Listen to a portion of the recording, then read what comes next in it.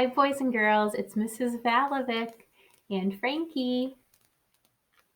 And today we're going to look at the story we read yesterday about habitats, and we're going to talk about the pictures and pretend to be some of the animals that live in the woodland.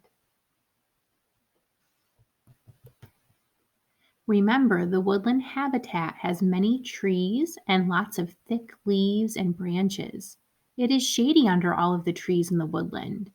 There are plants everywhere. Lots of animals find the food, water, and shelter they need in the woodland. What plants and animals do you see in this picture here?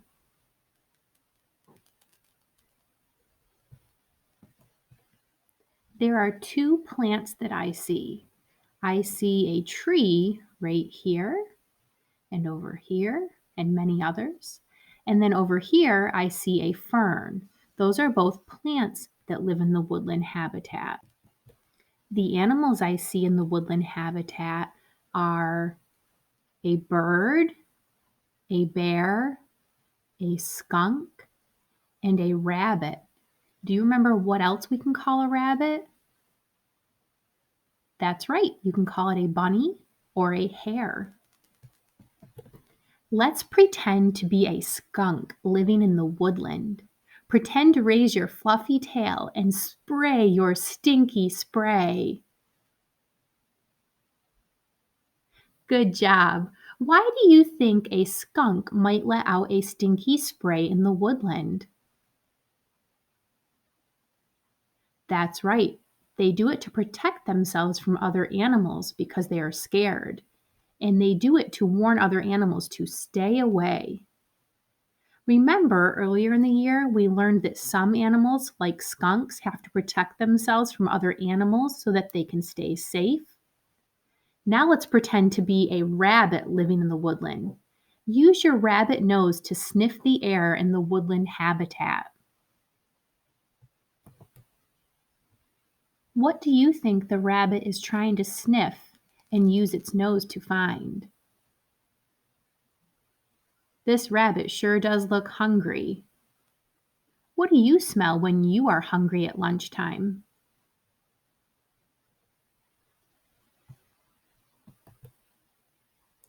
What plants and animals do you see in this picture?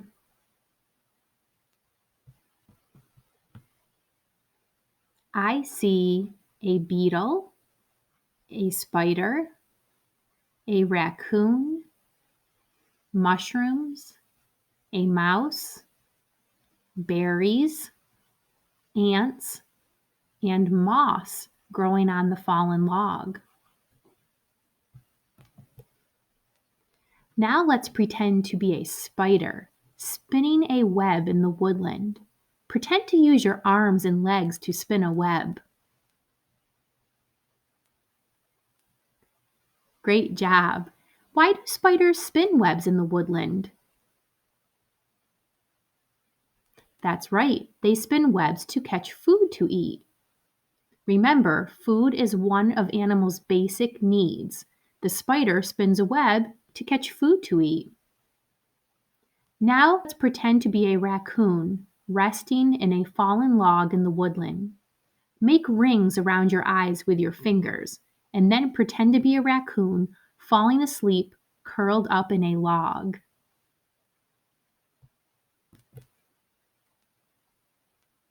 Good job.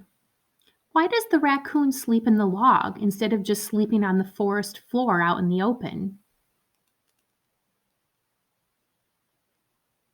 That's right, they use the log for shelter and protection, and to stay hidden and to stay warm.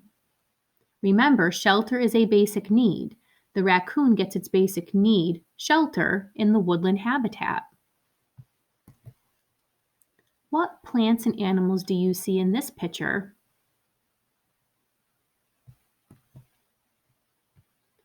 I see a snake, a fox, a bird called a cardinal, a deer, a woodpecker, and a fern. And of course, lots of trees. Let's pretend to be a woodpecker pecking at a tree trunk to try to find insects to eat. Pretend to use your beak to drill a hole in the tree. Good job. Did you find anything to eat in the tree that you were pecking? Maybe you found some insects like the woodpecker. Remember, food is one of animals' basic needs. The woodpecker gets its food from the woodland habitat by pecking at trees to get the insects that live under the bark. Now, let's pretend that we are a deer.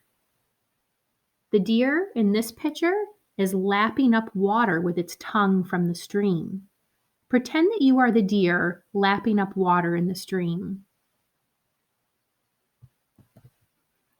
Great job! Remember, water is one of animals' basic needs. The deer gets water from the woodland habitat by drinking it out of the stream. Other woodland animals, like the fox, drink water from the stream too. Remember Suma Squirrel, the narrator of our story? Even Suma Squirrel needs food, water, and shelter to survive. She gets food from the acorns in the forest, and she has a nest for a shelter. She drinks water from the stream. The woodland habitat is home to many creatures. The animals in the woodland habitat have special ways of getting the 3 basic things they need to survive: food, water, and shelter. We just pretended to be some of those creatures. Show me your favorite woodland animal by acting that animal out as we get ready for the next activity.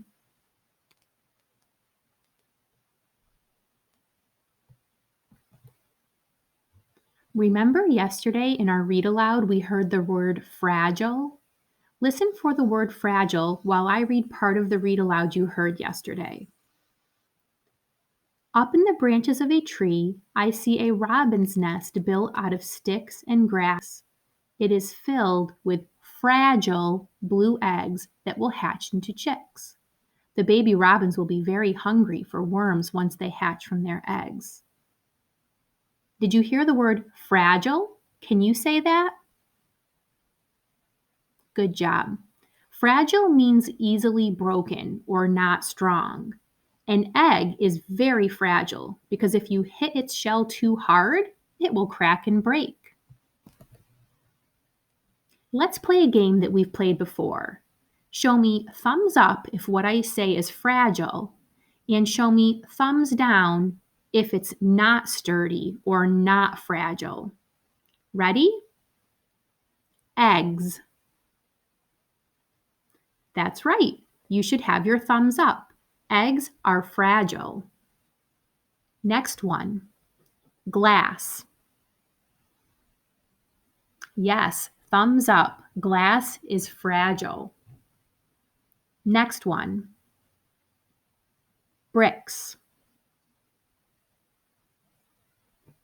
That's right. Thumbs down. Bricks are not fragile. They're very sturdy. They can't be broken easily.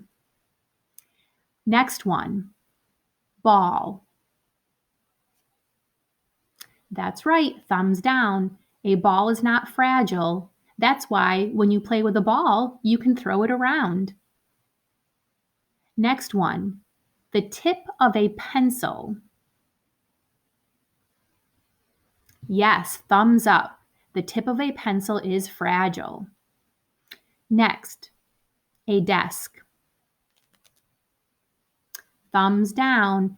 A desk is not fragile. It is very sturdy. Next one, eyeglasses. Yes, thumbs up. Eyeglasses are fragile. They can break easily. Next, a camera.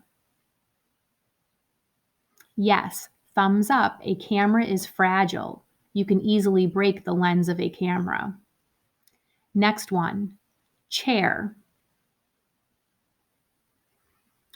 Thumbs down. A chair is not fragile. It is sturdy. And last one, a spider web. Yes, a spider web is fragile and can be broken easily. Now I'd like you to take a minute and make a list of things that you know are fragile, and have an adult write down all of the things you say on a piece of paper. Remember, fragile means something that breaks easily.